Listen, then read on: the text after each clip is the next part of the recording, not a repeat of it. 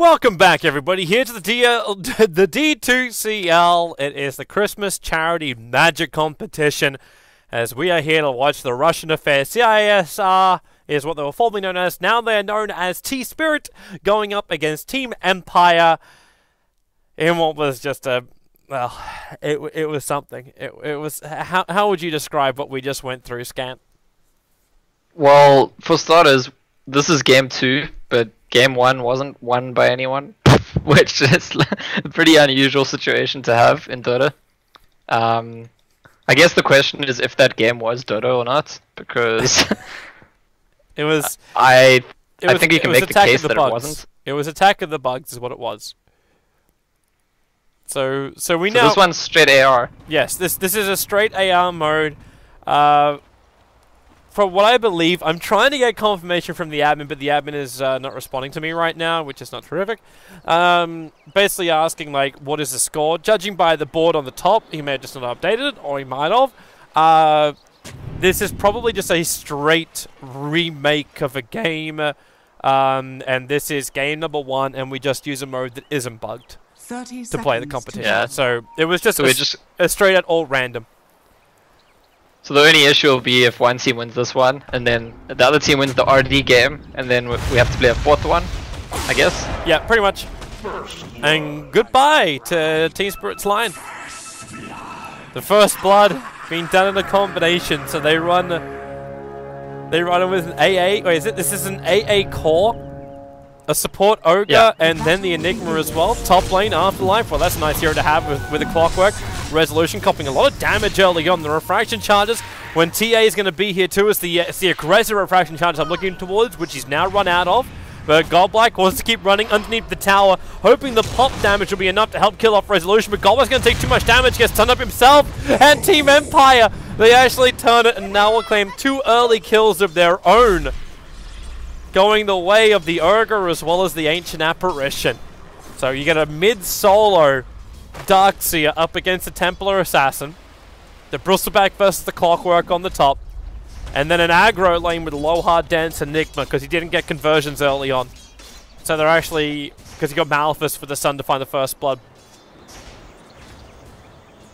And Fennec's actually TPing across now to looks like he might become support for this Bristleback after looking to be a core. Unless they're just switching the lanes around completely and Bristleback's going to move across afterwards. I think it's also just that complete zone out of the Clockwork. Because, like, what's After Dark meant to do here?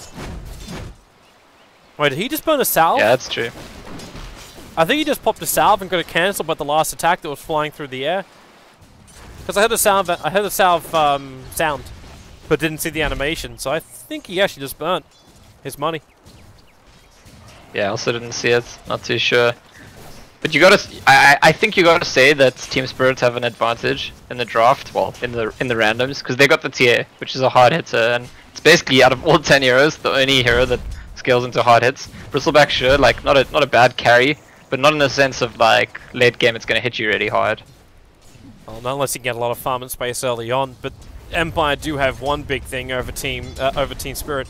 They've got a pretty decent control factor against the Puck, who is insanely weak. There is a reason why this hero is not picked up anymore. So No Fear can just start with his stun. Always on a fly. Like, that Lion is able to zone out quite heavily too. But to see a functional Puck, Afterlife, is he going to survive this? He runs back in again. And as a Clockwork, I need some distance. The battery assault's going to go, but Resolution speed. Afterlife, they shield him up. The damage from the tower should still be enough that Afterlife will die. He can't dodge that attack. So the experience will go the way of the Ogre Magi. But we get trade-offs across the board as the Enigma also dies on bottom lane.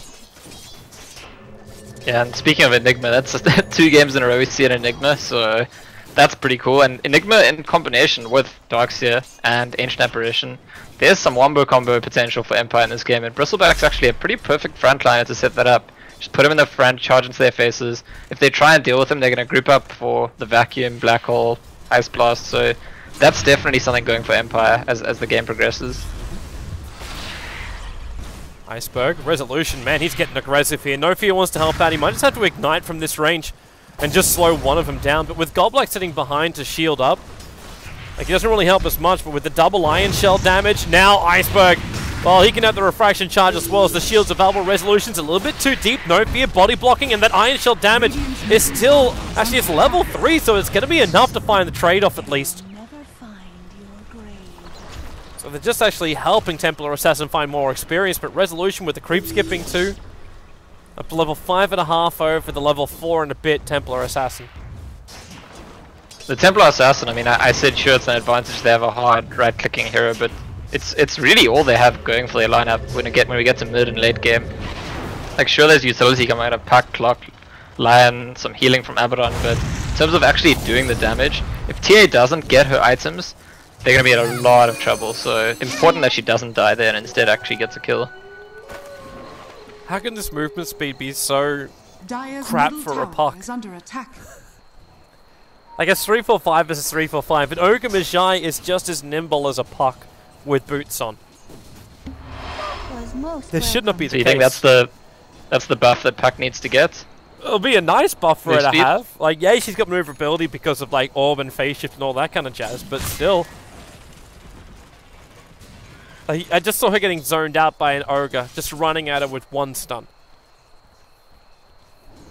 I can't actually figure out, I find it difficult to figure out what's up with Puck. Like, it's pretty clear that Puck is not the hero these days, but like if you build it's not obvious to me why. To maybe Rift or Orb or both, then she could become that flash farmer that everyone likes to run in the mid lane. But beyond that, oh, Resolution, careful, careful, Resolution. 6-1 charges or not. The spill damage from the side blades came from the denials of the TA. That's why Resolution just took so much damage. Yeah, but what would you change on Puck to get her back into the meta? I'm not too sure. The thing is, I'd have to figure out like what's not working for her. Is it that there isn't anywhere for her to lane? Because I don't see off-lane Puck working right now, especially in the context of these like really strong dual lanes. And I don't know if you can just... that's probably what it is, I think. You can't justify Puck mid, because mid's meant to be like a carry at the moment. Well, Puck is actually going in on Enigma with Lion, and that's probably going to make a kill on a lower dance. But yeah, I think that to bring Puck back in, you need to actually change substantially the way the game works. Make it more appropriate for heroes like Puck to be in the mid lane in the first place. And I don't know if it's even about the direct buffs. I mean, a direct buff will be very nice, but you need more to change. Well, that didn't work the way Resolution saw it happening. He wanted back Afterlife back, so he got cold feeted up. As now Horvorst trying to get a town on the over on the Abaddon. The shields have come in. Abaddon, she commits suicide with that life give. But it's still not going to stop the Bristleback from finding the kill underneath the tower, but he will lose his life. The tower attack and the creep wave take the kill, even though Templar Assassin was there to help out. Resolution, surge himself away. Iceberg incapable of stopping this. In fact, should be careful just how far he comes out of here, because No Fear actually missing the stun, so he'll have to go for the slow to start with over on the Templar Assassin. The back will drag him back in range for No Fear to get that fire blast off, and then the 2 iron shells just melt the Templar Assassin. Yeah, this combination doing really well against the tier. The double iron shell Darkseer, oh good. We've seen it twice now. The first time didn't make the kill, but certainly we came very close. Took everything out of the Abaddon to actually keep her alive, and then he died. So she's going to be under pressure this game. And I think that is significant, because even though she is a bit of a trump card for her team, she's like the only trump card they're actually holding.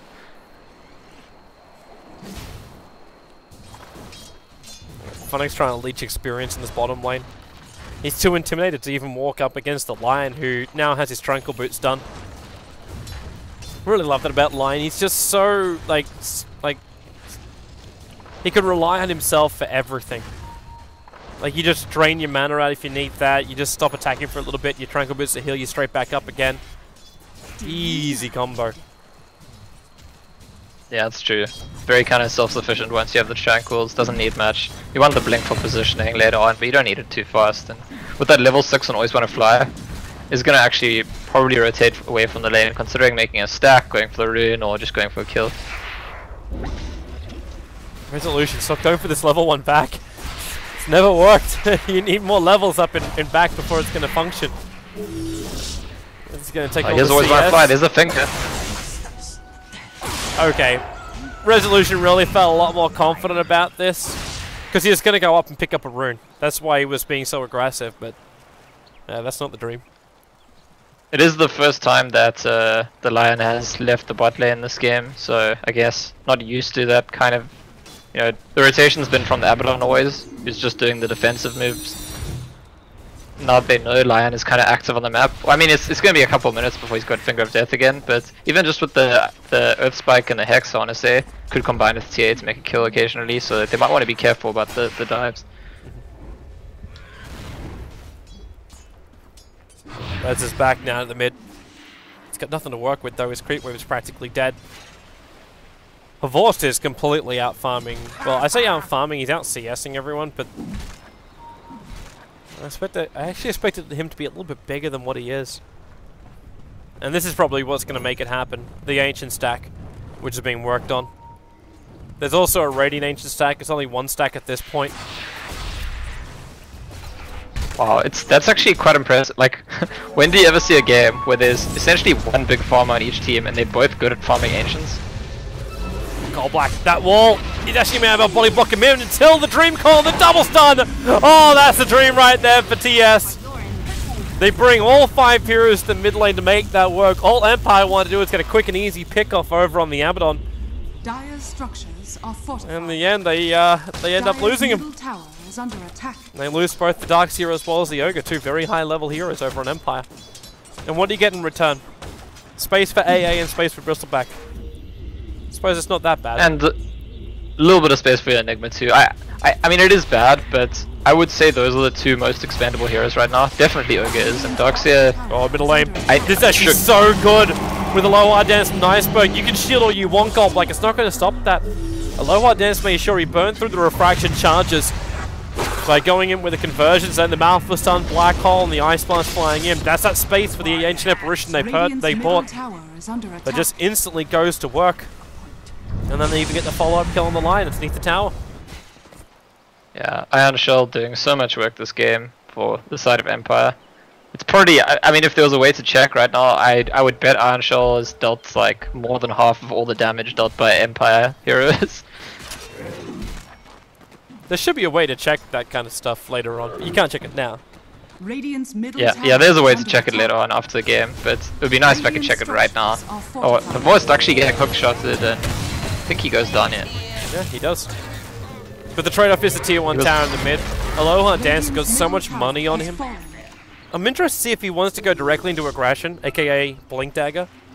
But it might also be really worth it for an Enigma to get into a 4-staff, as you are going up against the Clockwork.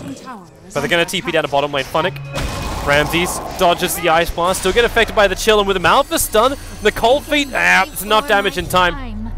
Funnick will survive and the puck will go down. So you see what happens when you have a level 8 puck going up against a level 6 AA, and you're not able to even get a solo kill.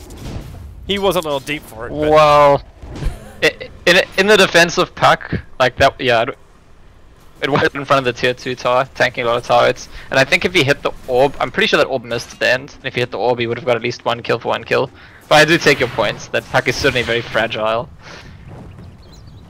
Vorst, after losing out on his stack, he was actually trying to farm a big camp stacked in his jungle. That's when Clock killed him. He's gonna go to the Ancients now, and Funnick actually heads to the top lane instead. more space for an Ancient Apparition. At this rate, he could even be building into, or finish up that Midas. Get more and more money. What do we get from the Enigma, apart from death to the puck? Also, they used the Finger of Death as well to make it happen. But he spent his cash for death, and yeah, it was actually the 4-star I was thinking about. Resolution's in trouble on the top river, trying to surge himself away. The Cogburn's going to be there, and he does end up just dropping. So good 11-11 on the board. Nice experience and farm for the Clockwork and the TA involvement too. Get Iceberg back on track to having that Desolator up at a good time. Oh, Afterlife on this Clockwork doing really well after that kill on a voice. Very close to Blade Mail, in fact. Likely to start making rotations on the map once he gets it.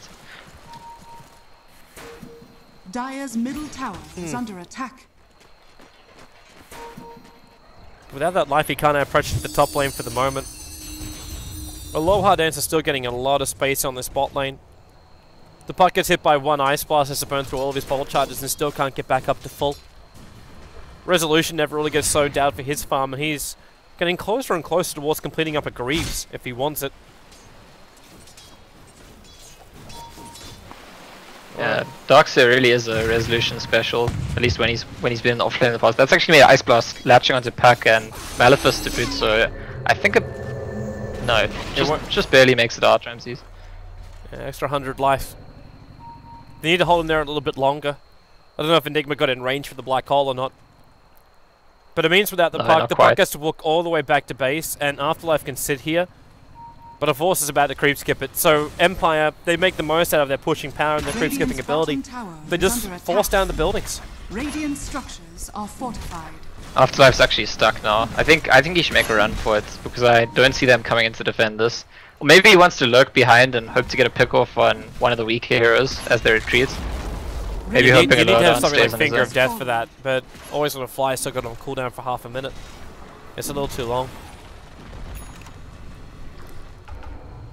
14-minute blink. Afterlife just having a little relax in that corner in the trees. He must have just been hoping that his teammates would have something to come and defend with, but they could all just be sitting there going, we don't have anything. Like there's nothing right now that TS can do about the push from Team Empire. And Phonic just keeps making life harder. Oh, Enigma. Elodon's gonna get caught here. Well, that stun missing. Force Staff being used. Gonna take the stun straight away. Nice hook shot up, actually pushing back out the Bristleback. Some nice chaining of abilities there from TS. But they did commit a hell of a lot for that. Now Resolution can consider fighting.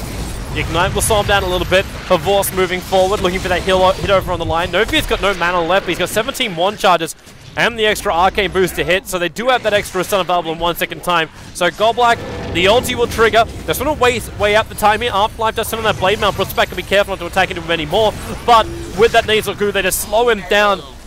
And Goldblack trying to give the mana over. They got enough time? Nope. Not underneath that tower or life, but when Goldblack comes out to them, he's buying time for Iceberg to move over. The Ice Blast is on the way in too. It's going to connect over on the Templar Assassin. Goldblack's on the run. Havorce will finish this job, almost losing his life for it. The Resolution's just going to go to town. Still trying to beat into Rams. He's already brought down the Templar Assassin. And with the Vag back on the puck, he's too deep underneath the tower. He needs time to get these ball charges up, but with Always on a Fly coming back with their Finger of Death off cooldown, and be able to level up the scoreboard once again at 14-14. As Havorce is really the only sole survivor there for Team Empire. And it's Lion's Blink, which can't be underestimated. Also TA's Desolator, so some key items coming up on the side of Team Spirit. But Havorce does look to be in his natural habitat in this game, definitely. Like enjoying those dives, getting the Iron Shell placed on himself, sometimes the Surge, the Bloodlust. He's just getting bulked up and running at people, and that's actually what he has to do this game. Ramsey's got really lucky then. Like, he wasn't going to take the damage from the, enough damage, to die. If he only got chilled up, the Ice Blast needed to connect, but Empire just missing a little bit of coordination. With the low hard deads keeping the vision on the puck. But the Ice Blast flying us straight to bottom lane. It was just because of the angle, the initial angle. He didn't know where the puck was going to go. Yeah, he's had some close calls actually this game. A couple of them already. But Puck is that kind of hero. Oh, they're coming in. This isn't the time right now for Havorce to stop this one. They're going to find him inside the pit. A 4-man smoke move, but that back from Resolution. No, he wants it, but he can't get him up on the hillside. Yep, well, he's going to get the clockwork up. Hookshot will bring him down in 14 seconds time. Havorce not keeping the vision up there, however, for him, which is not really the greatest thing, but they do have that mech to allow No Fear to retreat. Now Aloha Dance comes in. That's a 3-man black hole if you ever saw one, but they'll split themselves up. He was still very concerned about Ramses. That Dreamclaw will cancel the hole almost instantly, but with the Ice Blast, they're able to control up and keep TA out of the fight for the moment. And with a push up, and TS controlling up the movement so nicely. Goldblack, he's going to drop low, but there's no follow-up damage. Aloha Dance just trying to run himself out of here. 2 heroes already lost for Empire. And that really could be a bit of a disaster. He was hoping to black hole, I think, downward from up here on the ramp into the river, but he got hexed just at the right time, so wasn't able to get it. A little bit frustrating. I mean, it's one of the downsides of having the Force Staff and not the Blink, but he needs the Force Staff in this game because there's a clockwork on the enemy team. Empire gonna try this again. With the negative armor of Nasal Goo, they can make it work. Phonic, however, dying is not part of the plan. Resolution going to surge him away. The mech's off cooldown in 2 seconds time. The Phonic needs to TP back. The Urn is going to kill him. Ah, mech. Resolution gets it off just in the nick of time. And now that Ice Blast has been thrown back over, a big stun from Always Wanna Fly. Ice Blast is coming in. Resolution needs to survive a little bit longer as already Havorst starts initial damage. Aloha Dance goes to the Black Hole, catches up the Templar Assassin with a hookshot from Afterlife, cancels it off and isolates both Resolution as well as Aloha together. No Fears in a world of hurt as Afterlife just keeps his chase going with the battery assault. The Ogre Magi can't run away.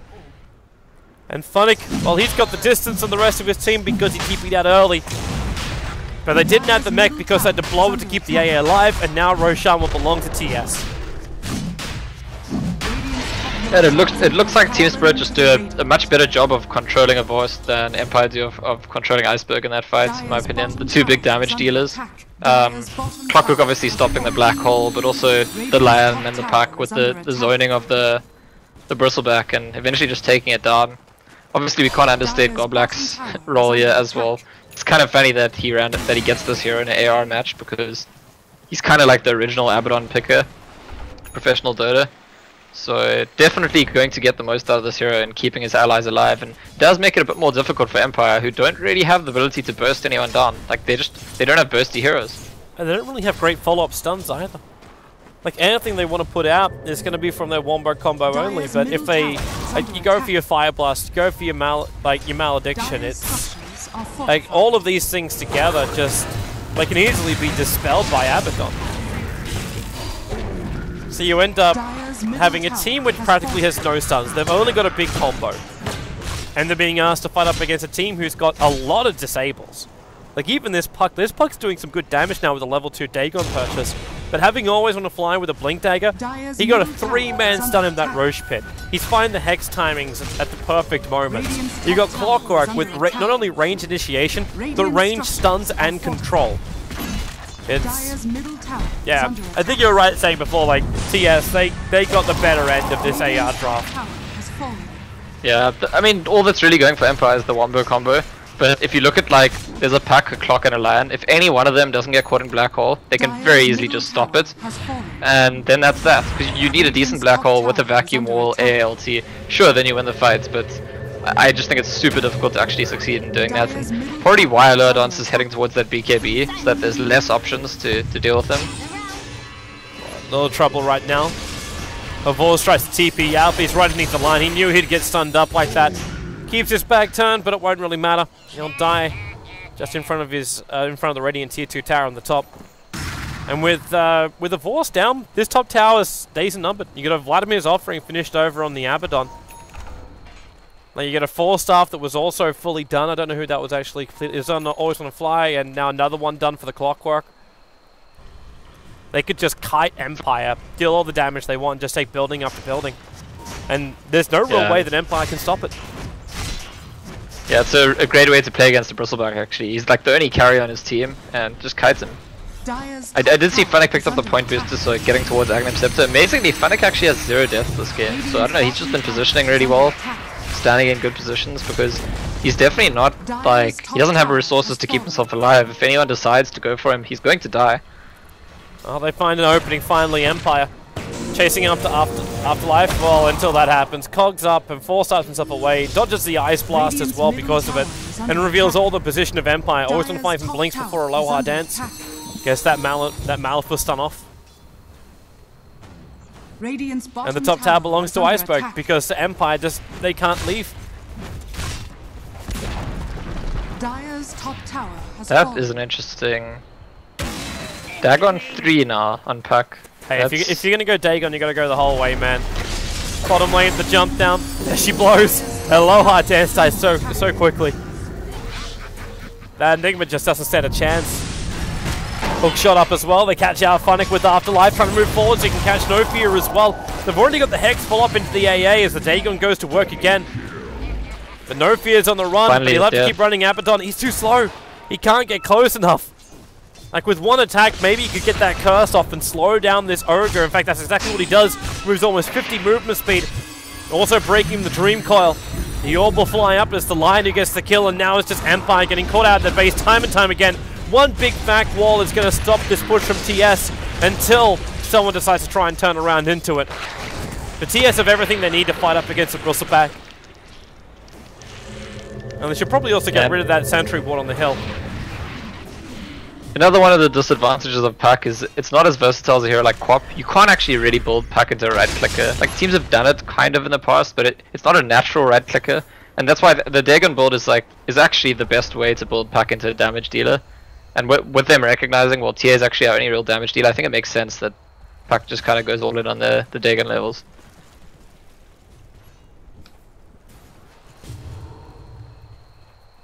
By the way, I'm still waiting for that confirmation about who actually won the first game. The admins, I believe, are still debating it. I've asked for the answer, so I'll let everyone know when I know. But in case you're wondering what's going on, at this point, we're just assuming that this is the remake of Game 1, which we tried to do in ARDM, but it got so buggy that it was not possible to continue the game. Yeah, so this one just regular old AR, and I think we both agreed at this point that Spirit Party got the better of the randoms. We've said a few times, very big potential for wombo combo, and Enigma is getting towards a BKB, which might be the item that makes the difference in this game. If there's any item that will. Look at TS move. But there's a wraparound here. Yeah, but Empire, they managed to see it coming, the conversions on the other side. They just saw it and were able to protect themselves. No Fear might be in a little bit more trouble, just backing up. As you get a 3 times multicast trying to burn off this mid creep wave. And Resolution's trying to push as hard as he can. He's just not a physical damage dealer. And because of Horse is trying to be this, like, tank through everything with SMY as well as full Crimson Guard. Like, it's just they're trying to outlast Team Spirit. Yeah, I mean, Havos was looking really good early on in this game, but got a few deaths in a row, and probably the big one being at that rush pit. Since then, it's just like, you know, his item build doesn't work that well from behind. Well, that's going to be a very damage output is so big. It's not just the initial attack that comes in from a puck. It's like, okay, yeah, maybe he'll throw out a Dagon, but you just look at someone like a raw TA, and then you combine him with the Finger of Death, because that's what that was. The Ancient Apparition died to 3 attacks from the Templar Assassin. Everything else they threw into an Ogre. It's such a contrast, actually, because there's insane potential for burst on the side of Spirits because of the Finger, the Dagon, and the tier. And on Empire, there's really no burst at all. There's like, the best chance they have to burst someone down is to get lucky with a multicast. Mostly their damage is damage over time, and that just gets countered so hard by their Baron. Haste. 2.6k gold over on the TA. What does she buy next? If you feel confident enough, like you've already got your BKB. Is there any point building a Monkey King power, or do you just go for the Daedalus? Yeah, I don't think you need the MKB here. So Daedalus sounds good. I've recently seen a couple of TAs, I think from Team Unknown before they disbanded, just going straight into the Moonshard. Get extra attacks out because your damage is already really high. But I think Daedalus is the natural build. Oh, he's gonna fly. Forstaff gonna cancel the Cold Feet, removing yet another son of Team Empire. And Empire know his bait. They are not gonna follow this out. Too many heroes just waiting to pounce. Yeah, Empire know that they can't really... They don't want to take a fight except their high ground. If it's at their high ground, they've got optimal chance of getting their wombo combo off. Anywhere else, it's really easy for them to just get kind of played around and kited. What that does mean though is if they're only willing to fight their high ground, they might just lose the next rush and they have to fight until Aegis. And if Voice seems to be saying, no, we're not waiting for that. Now they're going to wrap around the side, give it a crack, but always want to fly. He's waiting on the hill, playing King on the hill up against No Fear. Throw down a sentry wall just in case there was any kind of vision up there as this fight just splits up. The Vac will come in. There's your Black Hole. Catching out 2 from below Ardennes with the BKB protection. They're able to kill off the Lion, but what is really the return? you're able to get a big Dream Call off by a lot of space for Templar Assassin. There was enough time to get these quill stacks up, so there's already 4 over on Iceberg, and with the Ice Blast flying in, Clockwork, he's ticking down, but they know who they want. They really want this TA dead, and they're going to be able to claim it as well. A large amount of physical damage. The puck's still going to get to work. The Cold Feet won't be able to latch because of that phase shift, but Ramsey's back in again, and Resolution picks up a double kill. A huge ultimate from the Enigma. And space has been created by Team Empire. I honestly thought they were going to lose it even with that big ultimate out. But they didn't. They fought hard. He managed to catch the Clockwork and the Lion. And Abaddon, who tried to help one of them, walked into the black hole himself. So it ended up being a 3-man black hole. Just the 2 cores not in it. And I think it's just, enough to give them that edge to take the rest of the fight. But Forrest is in trouble now. Just a Clockwork and Abaddon. I don't know if that's enough to... Well, there's a hook coming out soon. Actually, the Veil of Discord on the Clockwork. Not something we see too often at all. It really isn't. Very unusual item. It's going to combine nicely with Puck's max level Dagon, that's for sure. But it also helps out with the Lion too. Doesn't really help. Who's building an axe? Wait, Lion's got... Okay, cool. He's building it. He's on his way. He's about halfway. Oh, it could be worse. Radiant's top tower is under I mean, if we see a big Veil into Finger of Death, suddenly there is like wombo combo on both sides. That's like, with that Ags, who knows if they're bunched up. Alright, so can TS finish this game right now? Like, it should just be a push into tier 3 towers. You get a lot of damage over on the TA. You still got 4.1k gold, so she can just buy the Demon Edge at the moment and just go for it. In fact, that's exactly what she does. You've taken all the outer towers. Okay, Roshan makes a lot of sense too. Yeah. There's no vision for Empire in this area until the Ice Blast flies in, but it won't really matter too much if they can finish the job in time. Yeah, it's not an Aghanim's Ice Blast, so Afterlife. not that troubling actually. The Cogs, Resolution. He's coming in, he's taking the spill damage! He took the spill damage while Iceberg was attacking Roshan. The side blaze just pushed up. The Dream Call catching out both the Force as well as the poor little Enigma. That's not the dream right there. Prospect just tries to keep running out here. The orb will kill him off, and is the TPing out. Funaki will end up surviving this, but there's Nagus the Immortal now into the hands of the Templar Assassin, and 4 heroes down for Empire, only 1 with buyback. And it's a very neat, quick response from Always Wanna Fly on the Lion there, who... Yeah, you're right, Resolution was taking the spill damage, but he got disabled. Lion blinks up, hexed him, stunned him, and that's important because if he gets the vacuum and the wall off, maybe that's going to cause enough disruption, creates enough damage to change the dynamic of the fight, but he didn't get either off. He actually just forced in with the Shivas and then got burst down. Team Spirit saw everything. That Observer Ward just sitting below the secret shop. Yeah, Empire walked straight under it. Resolution's maneuver. That's the reason why he knew where to go. It's just too easy. And that mid-racks, well, now it becomes exposed with the death of the tier 3 tower. They still want the creep wave to arrive. Bristleback will come up in a moment, and the Black Hole is also available, so maybe err on the side of caution for Team Spirit. Yeah, the Black Hole is the one thing they're kind of scared of. The flip side of that though is the Black Hole, which has a really, really long cooldown. After each Black Hole, I feel like it's just like, you know, easy game for Team Spirit until the next Black Hole. They can do what they want. That's how they knew they could go for the rush. They're not going to lose the fight, there's no chance of it. Even with the Black Hole up, it's difficult for them to lose a fight, but it's possible. Aloha. Forced us himself over a hillside, really worried about where that puck was moving. With just one orb, he already loses 1/3 of his life. Up against the Dagon, it's a little too easy to find the kill. No fear. Smart move there. Ramses realized that he needed to do enough damage so when the Dream Call got broken by the TP, he would get the kill, which is exactly what happened to the Ogre. And Goblax actually finished the Solar Crest, which is really significant in this game where there's nobody who can buy MKB on Empire really. Bristleback maybe could go for like a late MKB, but nobody's going to have one anytime soon. So whoever gets the Solar Crest buff, which at the moment looks like Tier, is just going to have that evasion, and that's that. Alright. I really want to see this Veil of Discord into a 5-man finger ulti.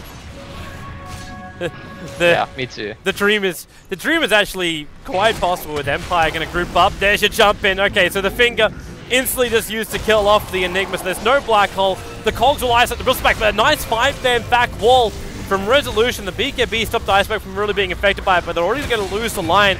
Gold Black, he's got one chance to Fallible as well as that ultimate, so he'll survive to fight another Deus. Ramses jumps back in again. That Dagon not enough to kill off Funnick. A little too tanky. And the 4-star forward with the perfect Blade Mail into Cogs. Pavorsk get pushed back out of it, but he already dies to Templar Assassin damage.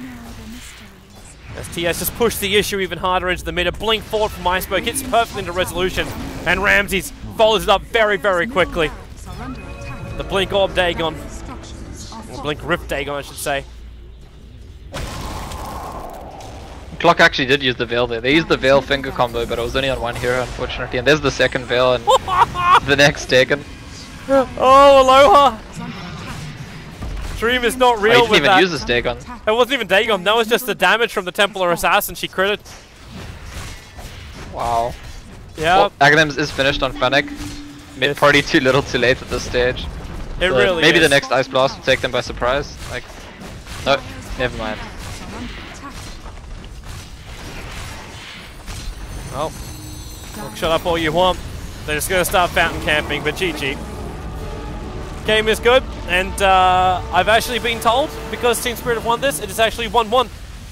That is the result, so we'll be having a deciding match coming up just after this. Team Empire, they were given the victory in the ARDM, and now Team Spirit fight back in AR to claim this one, and we'll be back for our last mode of the game, of the day, of the night, for the D2CL Charity Christmas Magic.